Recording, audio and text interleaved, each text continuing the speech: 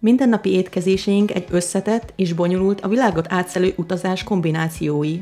Ez az utazás élelmiszerellátási láncunk az emberi együttműködés lelményességének és bolygónk bőségének bizonyítéka. Minden a gazdák gondoskozó kezével kezdődik, ahol a magok táplálékát csíráznak.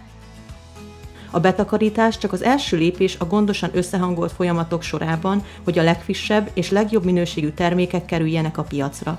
A betakarítást követően az élelmiszerink egy kritikus szakaszhoz érnek. Ez a tisztítás, csomagolás és hűtés. Ezek a lépések kulcsfontosságúak a minőség és az elhordhatósági idő szempontjából, biztosítva, hogy a távolságtól függetlenül megmaradjon a frissesség. A szupermarketekbe és a HoReCa szektorba érkezéskor az élelmiszereket gondosan kihelyezik a fogyasztókat arra invitálva, hogy részesüljenek a bőséges kínálatból. A színfalak mögött a precíz menedzsment biztosítja a felesleg minimálisra csökkentését és a frissességet.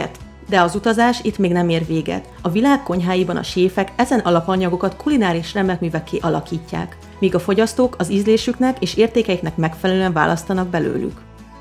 A fennmaradásunkban a regeneráció elve a remény jelzőfénye.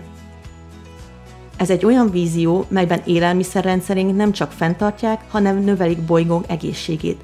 A regeneratív élelmiszerellátási célok túlmutatnak a fenntarthatóságon. A talajok, a vizek és a biológiai sokféleség újjászületéséről is szólnak. A regeneratív megközelítés követése képes lehet átalakítani nem csak a tájat, de a gazdaságot, az egészséget és a közös jövőnket is. Ez az emberek és a bolygó táplálásának küldetése által összefűzött gazdák, fogyasztók és politikai döntéshozók közös fellépése révén valósulhat meg.